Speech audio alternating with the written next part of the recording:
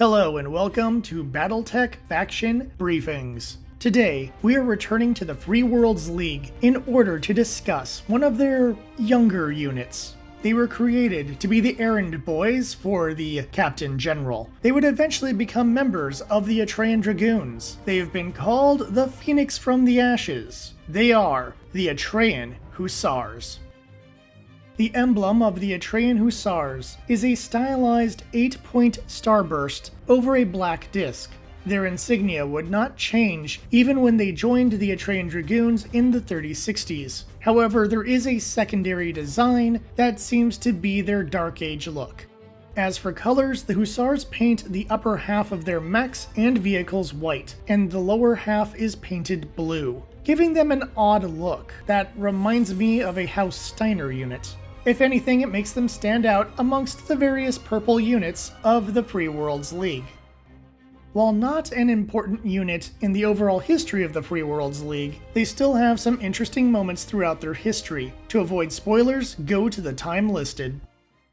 In the late 2800s and early 2900s, Elizabeth Merrick would send out raids into the Capellan Confederation. These were not designed to capture worlds. Instead, they were to keep the CCAF busy in order to prevent them from setting up an invasion of the Free Worlds League. However, these attacks would bring back the spoils of war. These actions got the Parliament worried, and they passed the Home Defense Act. This was a vague bill that said that any world that is under threat will be allowed to keep at least 75% of their garrison force. Thus, only a small portion of a planet's military could be used by the Captain General for actions such as invasions or raids. This was done in order to prevent the Captain General from moving troops when and where they wanted.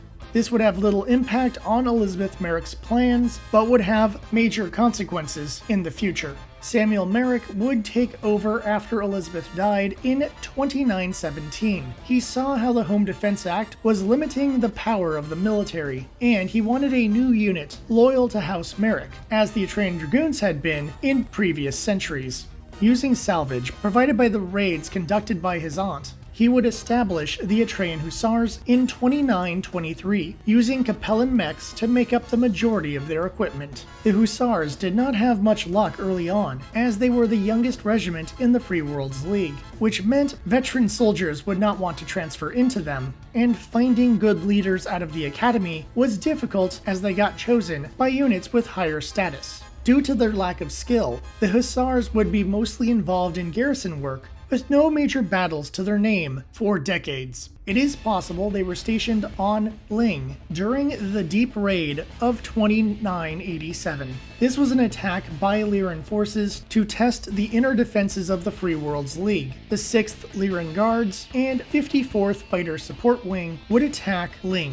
The fighters would take air superiority in short order, and the 6th would destroy a new mech factory. The Lyrans would then leave to raid another world, but they would be pursued and eventually chased out of the FWL. It makes sense for the Hussars to be on Ling at this time, as it adds to their bad reputation. Future Captain General Janos Merrick would take command shortly after this debacle. However, the Hussars did not earn any glory during this time. Instead, they were used to quell anti-government riots or terrorist groups within the garrisoned world of Ling. Of note, Janos would spin his prior service and these minor actions into epic yarns, if Nicole Hollis Hughes is to be believed. History shows that Janos Merrick's riflemen gained more rust than kill marks in his time serving with the FWLM. Despite being a unit that was once commanded by Janos Merrick, the Atrean Hussars did not participate in the Merrick Civil War. They were still stationed on Ling, which was not part of Anton's planned assault.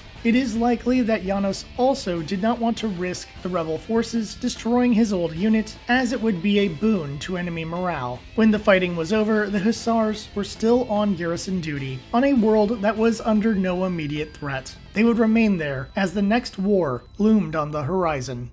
Due to their low status, the Atrean Hussars remained on Ling during the war. They saw no action, but that would change as the Endurian secession started in 3030. They would be moved out with several other regiments to bring back the Duchy of Endurian to the Free Worlds League. Their first assignment was on Shiro 3 in 3036. They would team up with the 1st Merrick Militia and 1st Fusiliers of Oriente. However, the 1st and 5th Defenders of Endurian were well dug in and battle-hardened. The overeager Hussars would nearly be destroyed by the 5th Defenders. When attempting to encircle them, the counterattack was so intense that the Hussars lost their command post and supply dumps. This wake-up call was enough to make the Hussars take up a supporting role in the fight. The efforts of the team would cause the Defender regiments to evacuate the world. The Hussars would then join the 6th Merrick Militia and 2nd Free Worlds Guards as they attacked Conquista in 3038. It was a difficult landing as fighters and assault dropships battled in the skies above the world. After landing, the Merrick forces had nearly encircled the 5th Defenders of Endurian, but the desire for revenge caused the Hussars to rush forward, ruining the strategy. The 5th Defenders would counterattack and deal heavy damage to the 6th Merrick Militia's rear lines. Still, the 5th Defenders would take heavy damage and be chased off the world by the 2nd Free Worlds Guards. Due to their inability to work with other units and their bad performance, the Atrean Hussars were removed from the front lines. They would return to Ling to rebuild and try to improve their coordination skills. In 3043, the Atrean Hussars would attempt a raid on Solaris. The raid did not go well, and they would come home in shame yet again.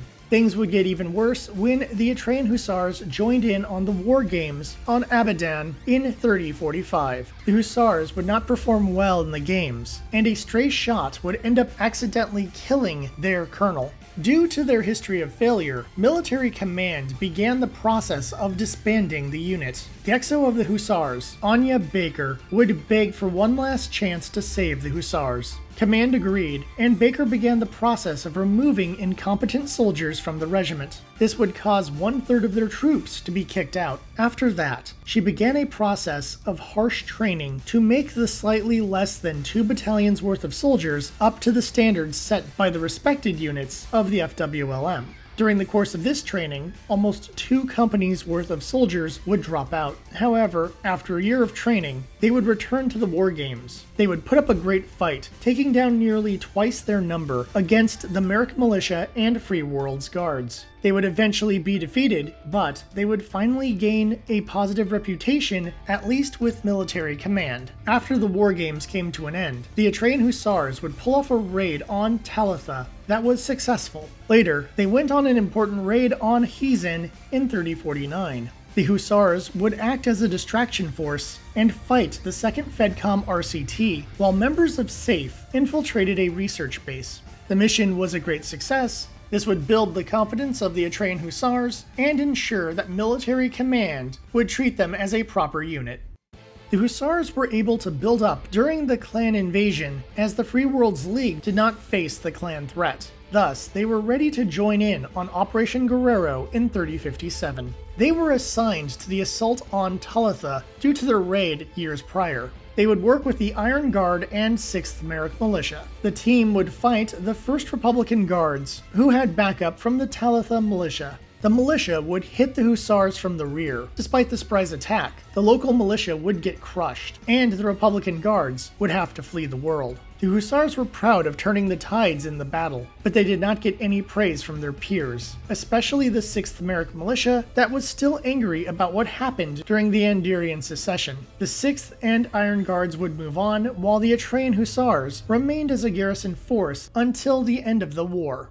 In 3062, the Atrean Hussars would be brought into the Atrean Dragoons, which only had 3 remaining regiments. This would change the command structure of the Hussars, but they would retain their name and most of their established officers. This structure change would lead to a drop in morale amongst the Hussars, due to the Dragoons having the same bias that many other veteran units had against the Hussars. The commander of the Dragoons tried his best to integrate the units. There were some benefits to joining the Dragoon Brigade, as the Hussars would get some major upgrades. By 3067, they would be up to 70% modern equipment, which included a company of Achilles battle armor. They would remain stationed on Talitha, but joining the Dragoons did little to improve their reputation. Instead of fighting in the Word of Blake War, the Atrean Hussars would be training alongside the 11th Atrean Dragoons. They would build up their skill and become a training unit for soldiers who were loyal to House Merrick. At that time, they would get moved to Atreus alongside other units as both a defense force and a training team for new soldiers. The troops they trained would be used to help rebuild units that had been shattered during the war. As they were a training unit, they saw no action, but at least found a niche in the FWLM. After the war came to a close, the Atrean Hussars would remain teamed up with the 11th Atrean Dragoons as the protectors of Atreus, which became the capital of the Merrick-Stewart Commonwealth. Due to their status as a training unit, some of their officers would be utilized to help build up the military forces of the Merrick-Stewart Commonwealth. This was done to ensure that the nation could survive the threats of this new era. The Hussars' skill and dedication would lead them into becoming a senior regiment of the Merrick-Stewart Commonwealth's military service. It took over 150 years, but the Atrean Hussars had finally earned the respect they had sought for so long. By 3085, they would be divided up on guard duty, with part of their forces on Atreus and part of their forces on Ionis, an important shipbuilding world. Sadly, the Dark Age would also bring the end of this unit. The world of Atreus would see conflict and raids over the years. It is likely that the Atrean Hussars were destroyed in one of these attacks. The first candidate is 3137, during Operation Hammerfall, when the Lyrans, alongside Clan Wolf, invaded former League territories. This invasion is where their partner unit, the 11th Atrean Dragoons, would be destroyed, so the Hussars most likely were wiped out at the same time. However, if they survived the attack, they would be finished off in 3138, when the Regulan fiefs would conquer the world of Atreus. The Regulans would not hold the world for very long, but even after the liberation of the world in 3139, there would be no mention of the Atrean Hussars in any military records. This would mark the end of the regiment. Despite earning a good reputation, they would not be rebuilt. There's an old saying, those who can, do. Those who can't do, teach. I think that sums up the Atrean Hussars pretty well. Outside of the troops they trained, they have no lasting legacy, and are generally viewed as a strange footnote in the history of the FWLM. Still, their efforts did allow the Merrick-Stewart Commonwealth to hold together until the nation fell in 3138. Even though they shall never come back, they did leave a small mark on history. Somehow, there are notable pilots amongst the members of the Atrean Hussars. Janos Merrick. After he graduated from the Princefield Academy, he would serve with the Free World's Guards for a time. Then he would become one of the early commanders of the Hussars. He had command for a very short period of time, because in 2991, his father would die, and he would take command of the Free World's League. He is notable for having good marksmanship against aircraft, and mostly fighting against minor rebellions during his time in the military. He piloted a rifleman. Eleanor Wanzi. She took command of the Hussars prior to 3025, being appointed by SAFE to sort out potential traitors. Her temperament made her unpopular with the troops, as well as other military units. She would make bad decisions during the Endurian Secession that would ruin the Hussars' reputation. She would be killed in 3045 by a stray shot during a war game. Anya Baker. She was Colonel Wanzi's XO and would take command in 3045. She would do her best to rebuild the reputation and the morale of the Hussars. Her efforts would allow them to make a good showing in the 3046 war games. Sadly, she did not get to see the brighter future of her unit, as she died of a stroke in 3048. Reber Benando. He would take over for Baker and maintain the new regime and discipline that Baker had pushed onto the Hussars, but he wasn't quite as harsh as she was. He would try his best to improve their reputation, but in 3062 he would retire due to the Sisyphusian feeling that his efforts were wasted and the unit would never get a good reputation. Saeed Baradaj. a member of the Atrean Hussars who served as the XO in the late 3050s. He would take command of the Hussars after Colonel Benundo retired. He would keep command until after the Ward of Blake War, where he took command of the 11th Atrean Dragoons. He helped move the team from rear line unit into a training unit. Evelyn Panfil, the last commander of the Atrean Hussars. She began her career in the 2nd Merrick Militia. She gained rank quickly and would be transferred to the 11th Atrean Dragoons in 3044. Despite some interpersonal drama, she would become the commander of the 11th in 3050, and some point after 3067, she would be transferred to the Hussars and take command prior to 3085. She had a relaxed leadership style, but was known for getting results. She piloted an archer. Kadan Hayton. He would have a troubled career, originally serving with the 1st Orloff Grenadiers, where he killed a fellow officer in a mech duel. He would get transferred to the Hussars as punishment. He would eventually take command of the 3rd Battalion in the late 3050s. He did well despite not wanting to take on this assignment.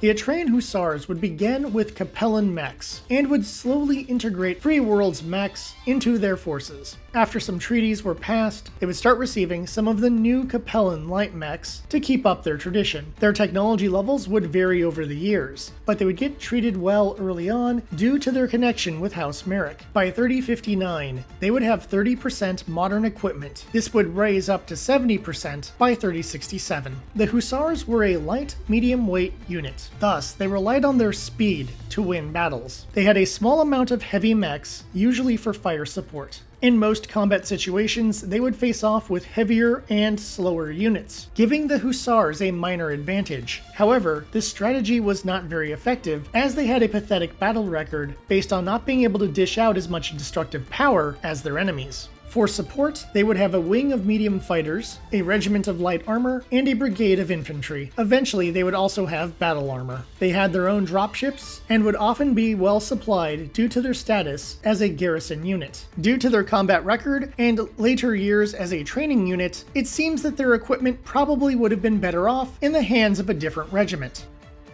There is no fiction involving the Atrean Hussars. In fact, they don't even show up in many sourcebooks. However, they do have more than just TO&E notations in some of those scarce sourcebooks, which is why this video could even be made. I kind of love this unit because of how bad they are. They began as a vanity project for Samuel Merrick, and then they kind of do nothing of importance for years. There may have been a few moments where I was a little bit mean towards this unit, but it's like an older brother messing with a younger brother. It's just something you do. If you don't have a younger brother, you probably won't understand. That being said, I do like my unusual units and footnote forces, so I had to cover the Atrean Hussars. Also, it's nice to just do a shorter video every now and then. I do not recommend painting up a set of the Atrean Hussars. Their colors do not feel very House Merrick, and the two-tone design just doesn't have a good tabletop aesthetic in my opinion. However, if you do like these underdogs, and you like their visual aesthetic, then let me know in the comments. I'm curious to see if anyone actually cares about the Atrean Hussars. Next time, we will be looking at the 11th Atrean Dragoons, a regiment that the Hussars teamed up with for their last few decades. After that, we are going to the Federated Sons, so let me know if you have any suggestions from the forces of House Davian in the comments. A big thank you to everyone who has been watching my show. It always makes me feel good knowing people are enjoying the series. May your weapons stay hot and your reactors stay cool. Please check out the other videos on the playlist, and until next time, I'll see you at the tavern.